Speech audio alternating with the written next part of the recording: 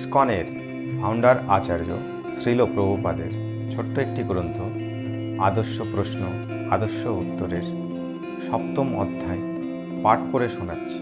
বিষয় হল কৃষ্ণ ভাবনাময় কর্ম। 19শে ফেব্রুয়ারি 1972 সাল। সন্ধ্যা আলোচনা ক্রমশ। জৈনিক ভারতীয় ভদ্রলোক প্রশ্ন করলেন, কী ধরনের কর্ম অনুষ্ঠানের ফলে পূর্ণ লাভ করা যায়? শ্রীল প্রভুপাদ উত্তর দিলেন, পূর্ণ বা সৎকর্ম মানে হচ্ছে বেদ বিহিত কর্ম। বেদে বিশেষ করে যজ্ঞ অনুষ্ঠান করার জন্য নির্দেশ দেওয়া হয়েছে। যজ্ঞ মানে হচ্ছে পরমেশ্বর ভগবান শ্রী বিষ্ণুর সন্তুষ্টি বিধানের উদ্দেশ্যে কর্ম সম্পাদন। সুতরাং সৎকর্ম মানে হচ্ছে বৈদিক শাস্ত্র নির্দেশিত যজ্ঞ অনুষ্ঠান। যজ্ঞ অনুষ্ঠানের উদ্দেশ্য হচ্ছে পরমেশ্বর ভগবানের সন্তুষ্টি বিধান করা। সৎ নাগরিক হলেন তিনি, যিনি রাষ্ট্রের আইন কানুনগুলি মেনে চলে সরকারের সন্তুষ্টি বিধান করেন। ঠিক সেই রকম সৎকর্মের উদ্দেশ্য হচ্ছে পরমেশ্বর ভগবান শ্রীকৃষ্ণের সন্তুষ্টি বিধান করা। দুর্ভাগ্যবশত আধুনিক সমাজ সন্তুষ্টি বিধানের কথা তো দূরে থাক, তার সম্বন্ধে কিছুই জানেন না। মানুষ সে সম্বন্ধে সম্পূর্ণ অজ্ঞ। তারা কেবল জড়জাগতিক কর্মেই ব্যস্ত। তাই তারা সকলে অসৎ কর্মে লিপ্ত হয়ে পাপ অর্জন করছে এবং তার ফলে দুঃখ কষ্ট ভোগ করছে। কতগুলি অন্ধ অন্য কতগুলি অন্ধকে পথ দেখাচ্ছে, আর তার ফলে উভয়ে অসৎ কর্মের প্রভাবে দুঃখ কষ্ট ভোগ করছে। এটি বোঝা খুবই সহজ। আপনি যদি অপরাধ করেন তাহলে আপনাকে দণ্ড ভোগ করতে হবে। আপনি যদি রাষ্ট্রের মঙ্গলের জন্যে জনসাধারণের জন্যে কোনো কর্ম করেন তাহলে আপনি স্বীকৃতি লাভ করেন। কখনো কখনো আপনাকে কোনো উপাধিও দেওয়া হয়। সেটি হচ্ছে সৎকর্ম আর অসৎকর্মের পার্থক্য। সৎকর্ম মানে হচ্ছে যার প্রভাবে আপনি জাগতিক সুখ ভোগ করেন, আর অসৎকর্ম মানে হচ্ছে যার প্রভাবে আপনি দুঃখ ভোগ করেন। সৎকর্মের প্রভাবে উচ্চকুলে জন্ম, ধনসম্পদ, বিদ্যা এবং সৌন্দর্য লাভ হয়। কিছুক্ষণ সকলে নিস্তব্ধ থাকে। বব বললেন, তার সম্বন্ধে আপনি কি বলেন? যে ভগবান সম্বন্ধে জানে না কিন্তু? প্রভুপাদ উত্তর দিলেন, তার মানে হচ্ছে যে সে একটা পশু। পশু ভগবানকে জানে না। সে মানুষ ভগবানকে জানে না বা ভগবানকে জানার চেষ্টা করে না। সে একটি পশু। পশুর 4টি পা আর এই পশুটির 2টি পা। ডারউইনের মতবাদ হচ্ছে যে তারা সব বাঁদর। সুতরাং যে ভগবানকে জানে না বা ভগবানকে জানার চেষ্টা করে না সে একটি পশু ছাড়া আর কিছুই নয়। বব প্রশ্ন করলেন, আর যারা অবোধ? শ্রীল প্রভুপাদ উত্তর দিলেন, পশুও অত্যন্ত অবোধ। তুমি যদি তার গলা কেটে ফেলো তাহলে সে কোনো প্রতিবাদ করে না। সুতরাং অবোধ হওয়াটা কোনো যোগ্যতা নয়। সমস্ত পশুরাই অত্যন্ত অবোধ, তাই তুমি তাদের গলা কাটতে পারো। সুতরাং অবোধ হওয়া একটি মস্ত বড় যোগ্যতা নয়। তাই আমাদের সিদ্ধান্ত হচ্ছে যে মানুষকে অত্যন্ত বুদ্ধিমান হতে হবে এবং তখন সে কৃষ্ণকে জানতে পারবে। অবোধ, নির্বোধ বা হাবাগোবা হওয়াটা বিশেষ কোনো যোগ্যতা নয়। সরলতা থাকা ভালো, তবে নির্বোধ হওয়া উচিত নয়। বব প্রশ্ন করলেন, বুদ্ধিমত্তা সম্বন্ধে আপনি কি আমাকে আরেকটু বুঝিয়ে বলতে পারেন? শ্রীল প্রভুপাদ উত্তর দিলেন, বুদ্ধিমত্তার অর্থ হচ্ছে যে জানে যে সে কে, এই জগৎ কি, ভগবানকে, তার সঙ্গে আমাদের সম্পর্ক কি, সেই হচ্ছে বুদ্ধিমান। পশু জানে না সে কে। সে মনে করে যে তার শরীরটি হচ্ছে সে।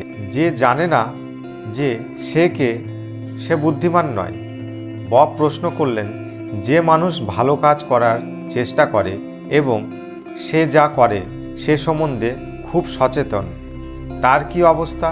যেমন প্রভুর প্রতি অত্যন্ত বিশ্বস্ত কোনো ভৃত্য, যে জানে যে সে যদি খুব একটা সৎ নাও হয় তাহলে প্রভু তাকে ধরতে পারবে না, কিন্তু তবুও যদি সে তার সততা বজায় রাখে, সেই ধরনের কোনো মানুষ, সেটি কি কোনো রকম সৎকর্ম? শ্রীল প্রভুপাদ উত্তর দিলেন, হ্যাঁ, সৎ হওয়াটা সৎকর্ম। কিভাবে সৎ হওয়া যায় সে সম্বন্ধে ভগবদ্গীতায় বিস্তারিতভাবে বর্ণনা করা হয়েছে। বৈদি সম্পদ বিমোক্ষায় নিবদ্ধায়া শরীমতা। সুতরাং তুমি যদি দৈবী সম্পদের দিব্য গুণাবলী দ্বারা গুণান্বিত হও তাহলে বিমোক্ষায় তুমি মুক্ত হবে। আর নিবর্ধায়াসুরী, তুমি যদি আসরিক গুণের দ্বারা প্রভাবিত হও তাহলে তুমি আরও বেশি করে জড়জাগতিক বন্ধনে আবদ্ধ হবে। দুর্ভাগ্যবশত আধুনিক সভ্যতা জানে না মুক্তি কি আর বন্ধন কি। তারা এতই মূর্খ, তারা তা জানে না। যেমন আমি যদি তোমাকে জিজ্ঞাসা করি মুক্তি বলতে কি বোঝায়, তুমি কি তার উত্তর দিতে পারবে? কোনো উত্তর নেই। আর আমি যদি তোমাকে জিজ্ঞাসা করি বন্ধন বলতে কি বোঝায়, তুমি কি তার উত্তর দিতে পারবে? এরও কোনো উত্তর নেই। বৈদিক শাস্ত্রে এই সমস্ত বিষয় শিক্ষা দেওয়া হয়েছে, মুক্তি এবং বন্ধন।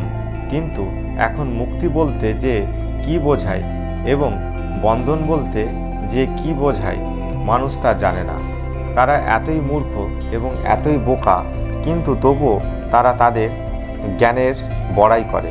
তুমি কি বলতে পারো মুক্তি বলতে কি বোঝায়? তুমি তো একজন অধ্যাপক, শিক্ষক। আমি যদি তোমাকে জিজ্ঞাসা করি তুমি কি আমাকে বলতে পারবে মুক্তি বলতে কি বোঝায়? বব বললেন, ভালোভাবে বোঝাতে পারবো না, কেননা আমি যদি তা পারতাম তাহলে আমি অচিরেই মুক্তি হয়ে যেতে পারতাম। শ্রীল প্রভুপাদ প্রশ্ন করলেন, কিন্তু মুক্তি বলতে কি বোঝায় তা যদি তুমি না জানো তাহলে অচিরেই অথবা দেরিতেই কি আসে যায়? সকলেই হেসে ওঠে। তখন মুক্তির কোনো প্রশ্ন ওঠে না। তখন তারা দ্রুত অথবা মন্তর কোনোটিই নয়। তোমাকে প্রথমেই জানতে হবে মুক্তি বলতে কি বোঝায়। তুমি যদি না জানো ট্রেনটি কোথায় যাচ্ছে, তাহলে সেটি জোরে যাচ্ছে না আস্তে যাচ্ছে তা জিজ্ঞাসা করে কি লাভ? তুমি তোমার গন্তব্যস্থল জানো না। মুক্তি বলতে কি বোঝায়? বব বললেন, শ্রীল প্রভুপাদ উত্তর দিলেন, আমি জিজ্ঞাসা করছি, তুমি আমাকে প্রতিদিন প্রশ্ন করো, এখন আমি তোমাকে প্রশ্ন করছি। বব হাসতে লাগলেন এবং বললেন, ও ঠিক আছে, আমি একটু চিন্তা করে নিই। শ্রীল প্রভুপাদ বললেন, শ্রীমদ্ ভগবতে মুক্তির বর্ণনা করা হয়েছে, যেখানে মুক্তির সংজ্ঞা বিশ্লেষণ করে বলা হয়েছে, মুক্তির হিত্যা নিয়াথা রূপম স্বরূপেণ ব্যবস্থিতি। সব রকমের অর্থহীন কার্যকলাপ বন্ধ করে স্বরূপে অধিষ্ঠিত হওয়ার নামেই হচ্ছে মুক্তি। কিন্তু সেটি আরও বেশি করে হতবুদ্ধি করে দেয়, কেননা তার স্বরূপে সে যে কে এবং তার যথার্থ কর্ম যে কি তা কেউই জানে না। মানুষ সাধারণত বিভিন্নভাবে কর্ম করছে, কেননা যথার্থ কর্তব্য কর্ম যে কি তা তারা জানে না। আধুনিক মানব সমাজ তাদের জীবন সম্বন্ধে এতই অজ্ঞ, এটি অত্যন্ত লজ্জাস্কর পরিস্থিতি। তারা জানে না। বব প্রশ্ন করলেন, আপনি কি আমাকে বলতে পারেন কে সৎ? শ্রীল প্রভুপাদ বললেন, কেউ যদি সততা বলতে কি বোঝায় তা জানে না তাহলে সে সৎ হবে কি করে? তুমি যখন জানো সততা বলতে কি বোঝায় তখনই কেবল তুমি সৎ হতে পারো। সততা বলতে কি বোঝায় প্রথমে তুমি তা বিশ্লেষণ করো। বব বললেন, সততা বলতে বোঝায় যা আপনার কাছে বাস্তবে উচিত বলে মনে হয় তা করা। শ্রীল প্রভুপাদ বললেন, একটি চোর মনে করে আমার সন্তানদের ভরণ পোষণ করার জন্যে আমাকে চুরি করতে হবে, এটি উচিত। তার অর্থ কি এই যে সে সৎ? সকলেই মনে করছে। একটি কসাইও ভাবছে এটি আমার জীবন ধারণের বৃত্তি, প্রতিদিন আমাকে অনেক পশুর গলা কাটতে হবে। ঠিক সেই ব্যাধিটির মতো তার নামটা যে কি? নারদ মুনির সঙ্গে যার সাক্ষাৎ হয়েছিল। শ্যামসুন্দর বললেন, মৃগারী? শ্রীল প্রভুপাদ বললেন, হ্যাঁ, মৃগারী। নারদ মুনি তাকে জিজ্ঞাসা করেছিলেন, তুমি কেন এইভাবে পশু হত্যা করছো? আর সে বলেছিল, ও এটি হচ্ছে আমার পেশা, আমার বাবা এটি আমাকে শিখিয়েছিলেন, সুতরাং সে সৎভাবেই তা করে যাচ্ছিল। সুতরাং সততা নির্ভর করে সংস্কৃতির উপরে। একটি চোরের সংস্কৃতি ভিন্ন, সে মনে করে চুরি করাটাই সৎকর্ম। বব প্রশ্ন করলেন, তাহলে সততা বলতে কি বোঝায়? শ্রীল প্রভুপাদ বললেন, হ্যাঁ, সেটি আমারও প্রশ্ন। সকলেই হাসতে থাকে।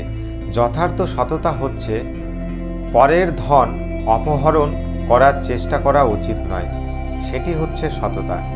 যেমন এটি আমার টেবিল, তুমি যদি যাওয়ার সময় এটি নিয়ে যেতে চাও তাহলে সেটি সততা হলো। তাই সততার সরল সংজ্ঞা হচ্ছে অপরের সম্পত্তি দখল করার চেষ্টা না করা, সেটি হচ্ছে সততা। বব বললেন, সুতরাং তার মানে হচ্ছে যিনি সৎ তিনি সত্যগুণে অধিষ্ঠিত, তাই নয় কি? শ্রীল প্রভুপাদ বললেন, নিশ্চয়ই নিশ্চয়ই, কেননা সত্যগুণ মানে হচ্ছে জ্ঞান। সুতরাং তুমি যদি জানো এই টেবিলটি আমার নয়, এটি স্বামীজির, তখন আর তুমি সেটি নিয়ে যাওয়ার চেষ্টা করবে না। তাই সকলকে জানতে হবে, পুরোপুরিভাবে জানতে হবে, তখনই কেবল সে সৎ হতে পারে। বব প্রশ্ন করলেন, আপনি বললেন যে সত্যগুণ হচ্ছে ভগবান সম্বন্ধে জ্ঞান, কিন্তু ভগবান সম্বন্ধে জ্ঞান না থাকলেও তো কেউ সৎ হতে পারে। শ্রীল প্রভুপাদ বললেন, বব বললেন, সৎ না হয়েও তারা সৎ হোক, সেটা যে ভগবানের ইচ্ছা, সে কথা চিন্তা না করে তারা যদি মনে করে তাদের সৎ হওয়া উচিত। শ্রীল প্রভুপাদ উত্তর দিলেন, ভগবান চান সকলেই যে সৎ হয়, ভগবান অন্যভাবে ভাববেন কেন? সুতরাং ভগবানের ইচ্ছা সম্বন্ধে জ্ঞাত না হয়েও ভগবানের ইচ্ছা অনুসরণ করা যায় কি? যেমন কেউ হয়তো, শ্রীল প্রভুপাদ উত্তর দিলেন, না জেনে অনুশীলন করা তা অবাস্তব। ভগবানের নির্দেশ সম্বন্ধে অবশ্যই অবগত হতে হবে, আর তুমি যদি তা অনুসরণ করো তখন তা হচ্ছে সততা। বব প্রশ্ন করলেন, ভগবানকে না জানলে কি সৎ হওয়া যায় না? শ্রীল প্রভুপাদ উত্তর দিলেন, না, যেহেতু ভগবান হচ্ছেন সব কিছুর পরম অধীশ্বর, পরম ভোক্তা এবং সকলের পরম সুহৃদ, সে কথা ভগবদ্গীতায় উল্লেখ করা হয়েছে। কেউ যদি এই তিনটি বিষয় সম্বন্ধে অবগত থাকে তাহলে তিনি পূর্ণ জ্ঞানী। কেবল এই তিনটি জিনিস, ভগবান হচ্ছেন সব কিছুর অধীশ্বর, ভগবান হচ্ছেন সকলের সুহৃদ এবং সব কিছুর পরম ভোক্তা। যেমন সকলেই জানে যে দেহের মধ্যে উদর হচ্ছে ভোক্তা, হাত পা চোখ নাক নয়। এদের সকলের কাজ হচ্ছে, চোখ সম্বন্ধে বলা যায়, শকুনিরা 7 মাইল উপরে উঠে দেখে উদরের জন্য কিছু খাবার কোথায় পাওয়া যায়, তাই নয় কি? বব বললেন, তা ঠিক। শ্রীল প্রভুপাদ উত্তর দিলেন, তখন পাখাগুলি তাকে সেখানে উড়িয়ে নিয়ে যায় এবং চঞ্চু দিয়ে সে খাদ্যটি ধরে। ঠিক তেমনি এই শরীরে উদর যেমন ভোক্তা, সমস্ত জগতের জড় অথবা চেতন উভয় জগতের কেন্দ্রবিন্দু হচ্ছেন শ্রীকৃষ্ণ, পরমেশ্বর ভগবান, তিনি হচ্ছেন ভোক্তা। আমাদের নিজেদের শরীরের কথা বিবেচনা করে অথবা তা বুঝতে পারি শরীরটিও একটি সৃষ্টি। সমস্ত ব্রহ্মাণ্ডে যে যান্ত্রিক প্রকৃতি দেখা যায়, শরীরেও তা দেখা যায়। সে যান্ত্রিক আয়োজন সর্বত্র দেখা যায়, এমনকি পশুদের মধ্যেও। মনুষ্য দেহ অথবা সমস্ত সৃষ্টিতে যান্ত্রিক আয়োজন প্রায় একই রকম। মনুষ্য দেহ অথবা সমস্ত সৃষ্টিতে যান্ত্রিক আয়োজন প্রায় একই রকম। তাই সহজে বুঝতে পারা যায় যে এই শরীর আমার শরীর, তোমার শরীর, সব শরীরেই ভোক্তা হচ্ছে উদর। একজন মূল ভোক্তা রয়েছেন, আর উদর বন্ধুটিও বটে। কারণ তুমি যদি খাদ্য হজম করতে না পারো তাহলে দেহের সমস্ত অঙ্গ প্রত্যঙ্গগুলি দুর্বল হয়ে পড়বে। তাই উদর হচ্ছে বন্ধু, তা খাদ্য হজম করে দেহের প্রতিটি অঙ্গ প্রত্যঙ্গ শক্তি সঞ্চার করে, তাই নয় কি? বব বললেন, তা ঠিকই। শ্রীল প্রভুপাদ বললেন, তেমনি সমস্ত সৃষ্টির কেন্দ্রীয় উদর হচ্ছে ভগবান বা শ্রীকৃষ্ণ। তিনি হচ্ছেন ভোক্তা, তিনি হচ্ছেন সুহৃদ, তিনি পরম অধীশ্বর রূপে সকলকে প্রতিপালন করছেন। যেমন একজন রাজা তার রাজ্যের সমস্ত প্রজাদের পালন করেন, কেননা তিনি হচ্ছেন রাজ্যের মালিক। মালিক না হলে সকলের বন্ধু হওয়া যায় কি করে? তাই এই সমস্ত বিষয়গুলি বুঝতে হবে। কৃষ্ণ হচ্ছেন ভোক্তা, কৃষ্ণ হচ্ছেন অধীশ্বর, আর কৃষ্ণ হচ্ছেন সুহৃদ। তুমি যদি এই তিনটি বিষয় জানো তাহলে তোমার জ্ঞান পূর্ণ। তখন তোমাকে আর কিছুই জানতে হবে না। ইয়াসমিন বিজ্ঞাতে সর্বে মে বম বিজ্ঞাতম ভবতি। তুমি যদি এই তিনটি সূত্রের দ্বারা কেবল কৃষ্ণকে জানতে পারো তাহলে তোমার জ্ঞান পূর্ণ। তখন আর এর থেকে বেশি জ্ঞানের আবশ্যক হয় না। কিন্তু লোকেরা তাতে রাজি হবে না। কৃষ্ণ কেন মালিক হতে যাবে? হিটলারের মালিক হওয়া উচিত, নিষ্কাশনের মালিক হওয়া উচিত, সেটিই চলছে। তাই তোমরা দুঃখ দুর্দশা ভোগ করছো। কিন্তু তোমরা যদি এই তিনটি জিনিস জানতে পারো তাহলে তোমাদের জ্ঞান পূর্ণ হবে। কিন্তু তোমরা তা গ্রহণ করতে চাও না। এই তিনটি সরল সত্য জানার ব্যাপারে তোমরা কত প্রতিবন্ধকের সৃষ্টি করো, এবং সেটি হচ্ছে সকলের দুঃখ দুর্দশার কারণ।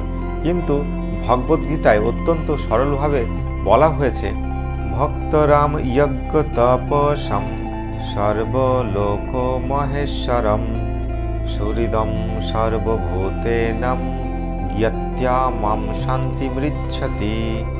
আমাকে সমস্ত যজ্ঞ এবং তপস্যার পরম উদ্দেশ্য, সমস্ত লোক এবং দেবতাদের পরমেশ্বর এবং সমস্ত জীবের পরম সুহৃদ রূপে জেনে ঋষিরা জড়জাগতিক দুঃখ কষ্ট থেকে মুক্ত হয়ে শান্তি লাভ করেন। কিন্তু আমরা তা স্বীকার করতে চাই না। আমরা কত মিথ্যা মালিকের, মিথ্যা বন্ধু, মিথ্যা ভোক্তার অবতারণা করি এবং পরস্পরের সঙ্গে লড়াই করি। এই হচ্ছে জড়জগতের অবস্থা। যদি এই সম্বন্ধে দান না করা যায় এবং মানুষ যদি এই জ্ঞান গ্রহণ করে তাহলে তৎক্ষণাৎ শান্তি প্রতিষ্ঠিত হয়। শান্তি মৃচ্ছতি, এটি হচ্ছে জ্ঞান। এবং কেউ যদি এই পন্থা অনুসরণ করেন তিনি হচ্ছেন সৎ। তিনি দাবি করেন না এটি আমার, তিনি সব কিছুই জানেন ও এটি কৃষ্ণের। তাই এই সবই কৃষ্ণের সেবায় ব্যবহার করতে হবে। সেটি হচ্ছে সততা। এই পেন্সিলটি যদি আমার হয় তবে যথার্থ সদাচার হচ্ছে। আমার শিষ্যরা যেমন জিজ্ঞাসা করেন, আমি কি এই পেন্সিলটি ব্যবহার করতে পারি? হ্যাঁ পারো। তেমনি আমি যদি জানি যে সব কিছুই কৃষ্ণের তাহলে আমি তার অনুমতি ছাড়া কোনো কিছুই ব্যবহার করব না। সেটি হচ্ছে সততা। সেটি হচ্ছে সততা, আর সেটি হচ্ছে জ্ঞান। যে তা জানে না সে অজ্ঞান, সে মূর্খ, আর মূর্খ লোকেরাই অপরাধ করে। সমস্ত অপরাধীরা হচ্ছে মূর্খ। মূর্খতার ফলে মানুষ আইন ভঙ্গ করে। সুতরাং অজ্ঞানতা আনন্দময় নয়। তবে অজ্ঞানাচ্ছন্ন থাকাই যেখানে আনন্দদায়ক সেখানে জ্ঞানী হওয়া মূর্খতা। সেটি হচ্ছে সমস্যা। সমস্ত জগৎ অজ্ঞানকে উপভোগ করছে, আর আমরা তখন কৃষ্ণতত্ত্ব বিজ্ঞান সম্বন্ধে কথা বলি তখন তারা তা খুব একটা পছন্দ করে না। আমি যদি বলি কৃষ্ণ হচ্ছেন সব কিছুর মালিক, তোমরা মালিক নও, তাহলে তোমরা আমার প্রতি খুব একটা সন্তুষ্ট হবে না। সকলেই হাসতে থাকে। তাই যেখানে অজ্ঞানতা হচ্ছে আনন্দ সেখানে জ্ঞানী হওয়াটা হচ্ছে মূর্খতা। তাই আমরা মানুষকে মনক্ষুণ্ণ করার ঝুঁকি নিচ্ছি, আর তারা মনে করছে আমরা হচ্ছি একদল মূর্খ। আমি যদি কোনো ধনী লোককে বলি আপনি মালিক নন, কৃষ্ণ হচ্ছেন মালিক, সুতরাং আপনি হচ্ছেন মালিক নন, সুতরাং আপনার কাছে যে টাকা রয়েছে সেটি কৃষ্ণের জন্য ব্যবহার করুন, তাহলে তিনি আমার উপর অত্যন্ত ক্রুদ্ধ হবেন। উপদেশে হি মূর্খাণাম প্রকোপায়া ন শান্তয়ে। তুমি যদি একটি মূর্খকে উপদেশ দাও তাহলে সে সম্বন্ধে ক্রুদ্ধ হবে। তাই আমরা ভিক্ষুকের মতো তাদের কাছে যাই। বাবুমশাই, আপনি খুব ভালো মানুষ, আমি একজন সন্ন্যাসী ভিক্ষুক, তাই আমি একটি মন্দির বানাতে চাই, আপনি কি দয়া করে কিছু টাকা দিতে পারেন? আর সে মনে করেন ও একটা ভিক্ষুক এসেছেন, ওকে কিছু টাকা দিয়ে দাও। সকলেই হাসতে থাকে। কিন্তু আমি যদি বলি বাবুমশাই আপনার কাছে কোটি কোটি টাকা আছে, সেগুলি আসলে কৃষ্ণের টাকা, তা আমাকে দিন, কেননা আমি কৃষ্ণের দাস। সকলে হাসতে থাকে। তাহলে সে খুব একটা সন্তুষ্ট হবে না। তাই আমি যদি ভিক্ষুকের মতো যাই তাহলে সে আমাকে অত্যন্ত সামান্য কিছু টাকা দেবে। আর আমি যদি তাকে সত্যি কথা বলি তাহলে সে আমাকে একটি পয়সাও দেবে না। তারা হাসতে থাকে। ভিক্ষুক রূপে আমরা তাদের বোঝাবার চেষ্টা করি, কিন্তু আমরা ভিক্ষুক নই, আমরা কৃষ্ণের সেবক। আমরা কারো কাছ থেকে কিছু চাই না, কেননা আমরা জানি কৃষ্ণ আমাদের সব কিছুই দেবেন। বব বললেন, ও। শ্রীল প্রভুপাদ উত্তর দিলেন, এই হচ্ছে জ্ঞান। যেমন একটি শিশু যখন অত্যন্ত মূল্যবান কোনো কিছু নিয়ে নেয় তখন আমরা তার তোষামত করি। ও, তুমি খুব ভালো, এই লজেন্সটা নাও আর আমাকে ওই কাগজটা দাও। এটি কেবল একটি কাগজ, আর কিছুই নয়। আর সে বলে, ও হ্যাঁ, এই নাও, লজেন্সটা খুব ভালো, 2 পয়সার লজেন্স, খুব ভালো মিষ্টি।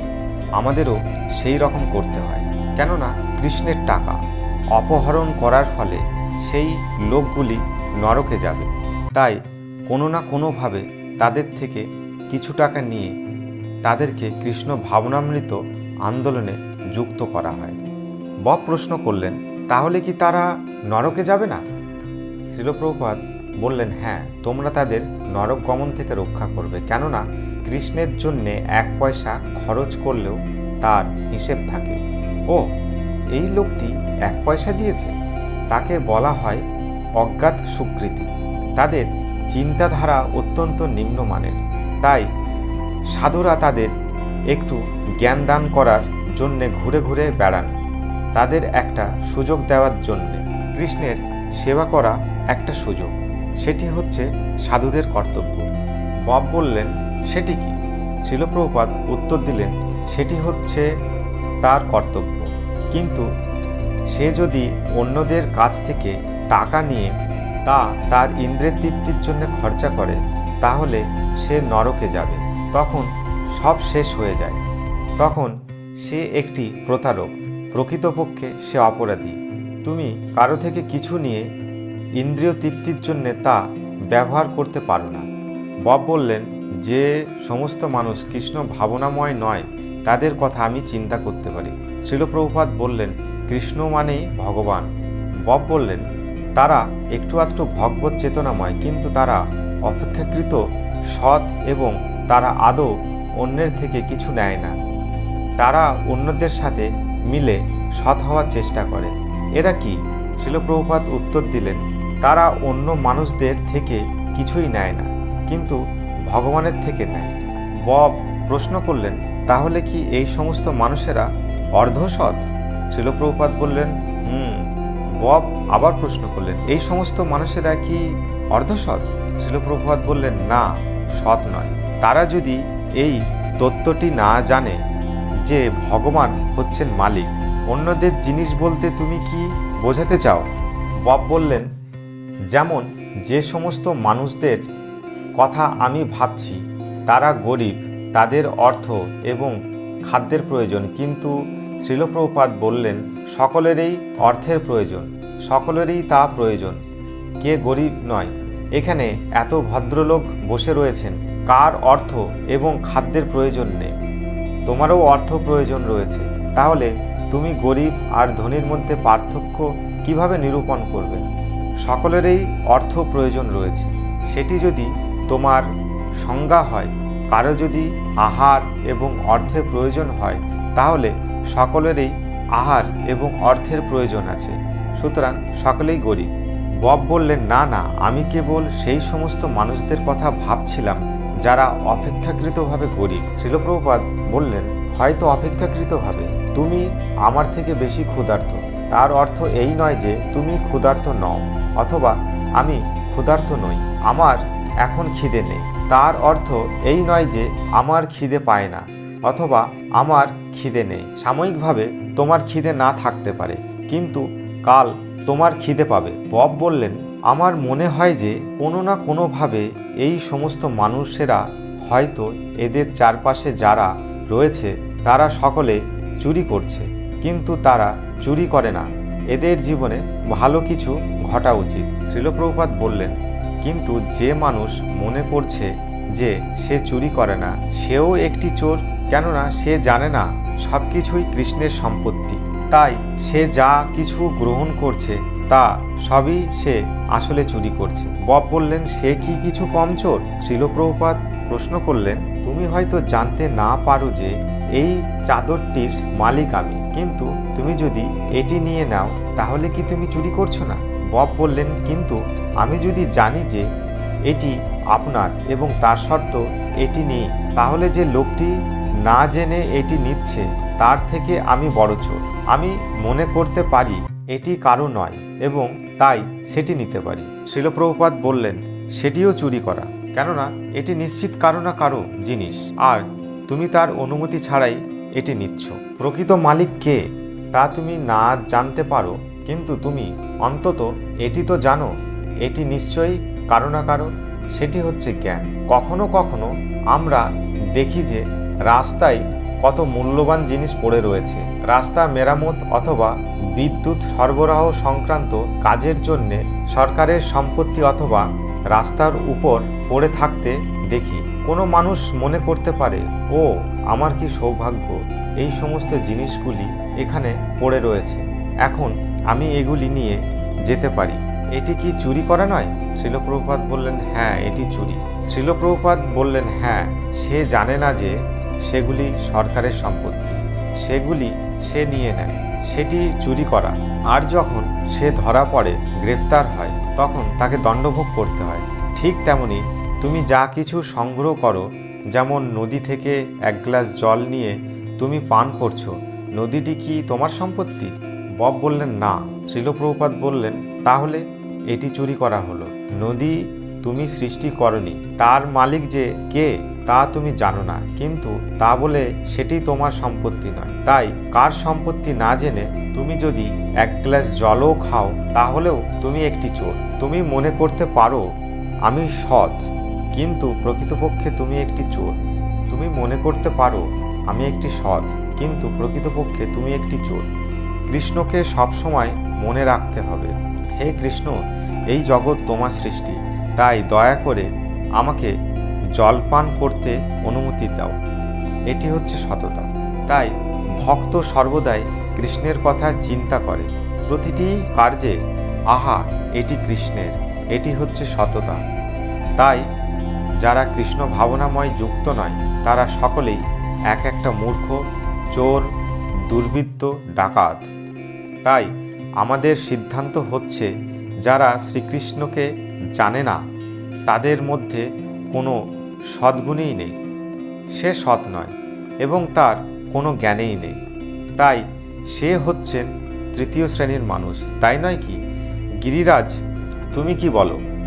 গিরিরাজ তখন উত্তর দিলেন, হ্যাঁ। শ্রীল প্রভুপাদ বললেন, এটি অন্ধবিশ্বাস নয়, এটি বাস্তব সত্য। কিছু সময় অতিবাহিত হয়ে যায়, তাহলে তুমি বুঝতে পেরেছো জ্ঞান কি এবং সততা কি। বব বললেন, আমি একরকম বুঝেছি। শ্রীল প্রভুপাদ বললেন, তাহলে কি অন্যরকম খণ্ডন করো? বব হাসতে থাকেন, শ্রীল প্রভুপাদও হাসতে থাকেন। শ্রীল প্রভুপাদ বললেন, কোনো বিকল্প আছে কি? আমরা এমন কোনো কথা বলি না যে কেউ খণ্ডন করতে পারে, সেই অভিজ্ঞতা আমাদের রয়েছে। পক্ষান্তরে আমরা সকলকে প্রতিদ্বন্দ্বিতায় আহ্বান করি। কোনো প্রশ্ন আছে? এখনো পর্যন্ত শ্রীকৃষ্ণ আমাদের সমস্ত প্রশ্নের উত্তর জুগিয়ে এসেছেন। বড় বড় সমস্ত সবাই ভাষণ দেওয়ার পর আমি জিজ্ঞাসা করি, কারো কোনো প্রশ্ন আছে কি? বব বললেন, আপাতত আমার কোনো প্রশ্ন নেই। শ্রীল প্রভুপাদ প্রশ্ন করলেন, লন্ডনে কি যেন হলটা, আমার কতদিনের ভাষণ ছিল? জৈনিক ভক্ত উত্তর দিলেন, 12 দিন আর কনওয়ে হলে। শ্রীল প্রভুপাদ বললেন, কনওয়ে হল। জৈনিক ভক্ত বললেন, 12 দিন। শ্রীল প্রভুপাদ বললেন, হ্যাঁ। প্রতিদিন ভাষণের পর আমি জিজ্ঞাসা করতাম, কারো কোনো প্রশ্ন আছে? বব প্রশ্ন করলেন, আপনি কি অনেক প্রশ্নের সম্মুখীন হতেন? শ্রীল প্রভুপাদ উত্তর দিলেন, ও অনেক অনেক, বোকার মতো সব প্রশ্ন। সকলেই হাসতে থাকে। বব প্রশ্ন করলেন, আমি আর একটি প্রশ্ন করব, বোকা বলতে কি বোঝায়? শ্রীল প্রভুপাদ উত্তর দিলেন, যার জ্ঞান নেই তাকে বোকা বলে বিবেচনা করা হয়। জৈনিক ভারতীয় ভদ্রলোক, প্রভুপাদ, আমার একটি ব্যক্তিগত প্রশ্ন রয়েছে, আমি কি জিজ্ঞাসা করতে পারি? শ্রীল প্রভুপাদ বললেন, হ্যাঁ। শ্রীল প্রভুপাদ উত্তর দিলেন, কিছুদিন আগে কলকাতায় 1 সপ্তাহ ব্যাপী পশু হিংসা বর্জন সপ্তাহ পালন করা হয়। প্রভুপাদ একটু হাসেন। এটি আর এক রকমের বোকামি। তারা হিংসা বর্জনের কথা প্রচার করছে, আর সেই সঙ্গে তারা হাজার হাজার কসাইখানা খুলে রেখেছে। বুঝতে পারছেন? এটি আর এক রকমের বোকামি। ভারতীয় ভদ্রলোক বললেন, তাই আমি জিজ্ঞাসা করতে চাইছিলাম। শ্রীল প্রভুপাদ উত্তর দিলেন, আপনার জিজ্ঞাসা করার আগেই আমি তার উত্তর দিচ্ছি। সকলেই হাসতে থাকেন। এটি আর এক রকমের বোকামি। তারা নিয়মিতভাবে পশু হিংসা করছে, আর সেই সঙ্গে একটা সংস্থা স্থাপন করছে। শ্রীল প্রভুপাদ বললেন, এটি অনেকটা একদল চোরের গুডম্যান অ্যান্ড কোম্পানি, ভালো মানুষের সংস্থা নামক সাইনবোর্ড টাঙানোর মতো। মাঝে মাঝে এই ধরনের সাইনবোর্ড দেখা যায়। শ্যামসুন্দর বললেন, সান ফ্রান্সিসকোতে আমাদের বাড়িওয়ালার নাম গুডম্যান।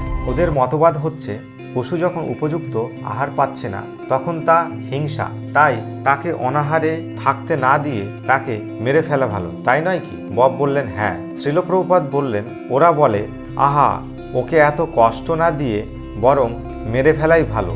এই মতবাদ আসছে কমিউনিস্ট দেশগুলি থেকে। বৃদ্ধ লোক পিতামহ কষ্ট পাচ্ছে, তাই তাকে বরং মেরে ফেলাই ভালো। আফ্রিকাতে এক ধরনের মানুষ রয়েছে যারা তাদের প্রপিতামহকে মেরে ফেলার এক উৎসব করে। তাই শ্যামসুন্দর প্রশ্ন করলেন, তারা তাকে খেয়ে ফেলে?